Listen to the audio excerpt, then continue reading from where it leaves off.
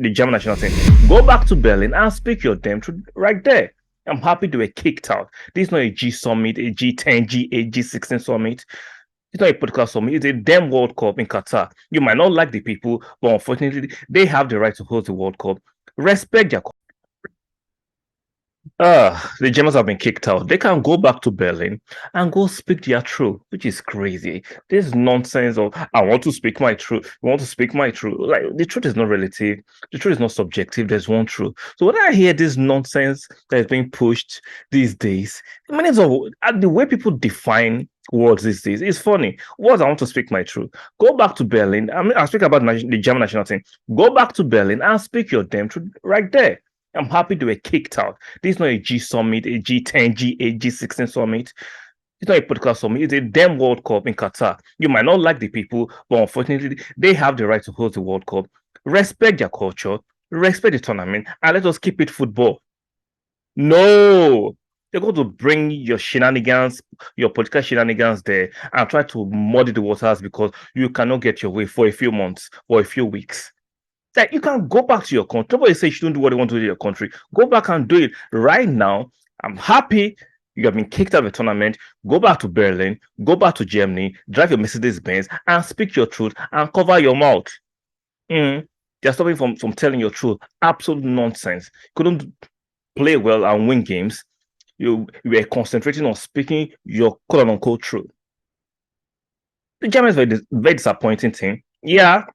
They beat the Whipping Boys, Costa Rica, 4-2 today, but they needed more than that to qualify. And I'm happy Japan qualifying top of the group. Then Spain actually, they snaked in. Like they snaked in. Now, the second goal for Japan is kind of dodgy. Even though I'm happy Japan won, but I don't like games being decided with that kind of controversial decision. Because if you look at the picture, the ball crosses the line for me. Let's look at it. There's nothing controversial about it. You can't tell me VAR didn't pick out that because I'm hearing talk like VAR camera didn't pick out that's a camera from another angle. Or like this is crystal clear for me. All these, a little part of the ball is on the line. No, the majority of the ball is off the line. Let's keep it 100. Let's keep it 100. This is outside. Come on, this is no. This should be a goal kick. Play should not be allowed to go on, which results to the second goal by Japan. I love the fact that Japan qualified, but I would love you to do it without controversy. I know sometimes football is subjective and can be controversial, but this level of controversy with this picture I'm looking at, but luckily, the Spaniards still qualified. Kudos to them, even though they could have done more. They need a striker. I'm not so enthusiastic that they'll cross the second round. I don't think. Yes, they have the Gavis, the Pedro who can pass to death, but they don't have a killer striker up front, unfortunately. Morata will score 1 or 2 goals, but he's not that killer instinct. He's not that little striker. He's not that gunman in front. Defensively, playing Rodri as a centre half for me too is a bit half-baked.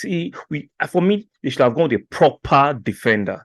So I don't understand, and I get it. They want to play the ball, pass it from the back, move the side to side, pass out the opposition. But it worked in the first half against Japan, but wasn't working in the second half. And I think the likes of Gabi, Pedri, and Sofati, they are not at that level to actually deliver like the 2010 the Spanish team. They're not at that level for me. Maybe I'm wrong. I don't think they're at that level. Maybe the next tournament will be at that level. Now the talent is obviously there. We can't deny the fact that these Spanish midfielders are very talented, but up front and the defenders and the strikers are not just it. For me, not Fernando Torres, the Torres guy that plays from the wing can cut in. He's always hot and cold, very lukewarm here and there. I don't understand him. Sometimes he looks very, it looks like a player with a bit of dynamism. Looks like a player you want to your team. Then sometimes it's like very lukewarm and you're like, what's going on here? So for me, I think After this round, I don't expect Spain to progress. I don't think they have that team. And the midfield is not yet matured to actually carry the team. And for the Japanese, they look like a dark horse here. They might do something that they look like they are dogged. They can defend defend their lead. So let's see how the tournament progresses for them. For Germany, good riddance to bad rubbish. Instead of concentrating on football, they want to turn it political. And I'm happy they've been booted out. And I'm loving it. I'm loving it. Hopefully, the Three Lions can be booted out by Senegal at the weekend. Call me whatever you want to call me. I want this tournament, the topic of conversation to remain on the tournament, on football. Let's relegate this nonsense political talk. When you go to your country or your culture, you can do whatever you want to do. But when you go to people's cultures or country, respect it and let's keep it on football. That's my argument here.